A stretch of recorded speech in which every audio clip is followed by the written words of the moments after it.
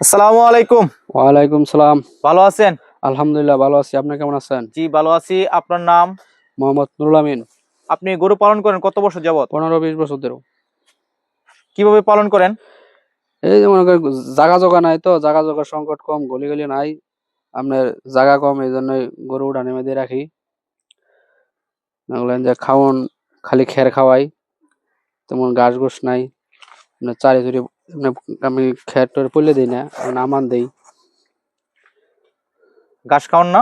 না, ঘাস ঘুষ নাই। ঘাস ঘুষ মনে করলেন খাওয়ালে খের একটু কম লাগতো, তো ঘাস নাই, খালি খের খাওয়াই। সামনে কি বেশি আকারে পালবেন? সামনে বেশি আশা আছে যে বেশি রকম পালার চিন্তা ভাবনা আছে। গলি নাই, গলি দিয়ে পরে পালবো। লাভটা কেমন হয়? লাভ গরু মানে প্রচুর লাভ, পালবার হলে লাভ, প্রচুর লাভ। আপনি কি দেশি গরু পালন করেন? সব দেশি গরু। আপনার এখানে দুধের গরু নেই? দুধের গরু আছে 2টা, কিন্তু আমরা দুধ পানাই না, সব বাছুরে খাওয়াই। এই যে গরু পালতেছেন, নিজের কাছে কেমন লাগে? ভালো লাগে। অনেকেই তো গরু পালন করে লস করে, তা এটা হওয়ার কারণ কেন? ওরা গরুর যত্ন নেয় না, ঠিক মতন খাবার খাওয়ায় না, যার জন্য কি লস হয়? এই জন্য লস হয়। আপনার কি কখনো লস হয়েছে গরু পালনে? না, লস হয় না, সবসময় লাভবান আছে। কোনোবারই লস হয় না? কোনোবারই লস হয় না।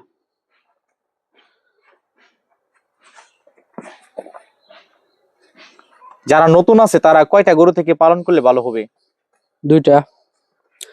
পরবর্তী অভিজ্ঞতা হলে বেশি হলে সমস্যা নাই, লাভবান হবো। কোন ধরনের গরু দিয়ে পালন করলে ভালো হবে, গাভী না ষাঁড় গরু? সবচেয়ে দেশি গাই গরু হলে আর বেশি লাভবান হবো। লাভ কোনটাতে বেশি, ষাঁড় না গাভীতে? গাবিতে। কিভাবে লাভটা হয়? মনে করলেন যে বছর শেষে বাছুর হইতেছে, আর মনে করলেন যে ষাঁড় গরুর খরচ বেশি, ওটা তো মনে করলেন যে লসের পথে বেশি থাকে। এর জন্য কি গাভীটা ভালো? এই জন্য গাবি ভালো। গাভী গরু পালনে সময় লাগে কেমন? সময় এক সময় নেই, মনে করলেন ষাঁড় গরুর খরচ বেশি, গাই গরু মানে খরচ কম। কেমন খরচটা হয় ষাঁড় গরুতে? ষাঁড় গরু তো মনে করলেন যে দৈনিক একটা গরুর পিছে মনে করলেন 200-300 টাকা খরচ আছে। আর গাবিতে আপনার খরচ কম, মনে করেন 100-150 টাকা হইলেই খরচ চালান যায় প্রতিদিন।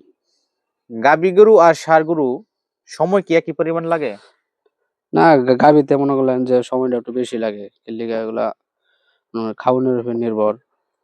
গাভিন মনে করেন যে 1 বছর পরে বাছুর হয়। আর মনে করেন ষাঁড় গরু তো মনে করলেন যে বাছুর হয় না। মনে করলেন খাদ্যের উপর স্বাস্থ্য মন্থন করা লাগে, তারপরে বিক্রি করতে হয়। এই যে আপনার গরুগুলো যে দেখতে পাচ্ছি, এই গরুগুলো কি সুস্থ সবল ভালো আছে? ভালো আছে, কোনো সমস্যা নেই? কোনো সমস্যা নেই। আপনি গরুকে ঘাস খাওয়ান না কেন? ঘাস খাওয়ায় না, ঘাস খাওয়ালে আপনার গরুর শরীর শুকায় যায়।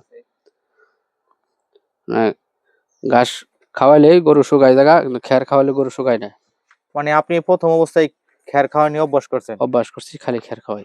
ঘাস খাওয়ালে তো খরচটা কম, তো আপনার খ্যার কম লাগতো। ঘাস খাওয়ালে খরচ আপনার যেমন তখন গরু শুকায় যায়, আর খ্যার খাওয়ালে গরু কোনো সময় শুকায় না, স্বাস্থ্য ভালো থাকে। এর জন্য আপনারা খ্যার খাওয়াচ্ছেন? এই জন্য আমরা খ্যার খাওয়াই। আপনাকে অসংখ্য ধন্যবাদ।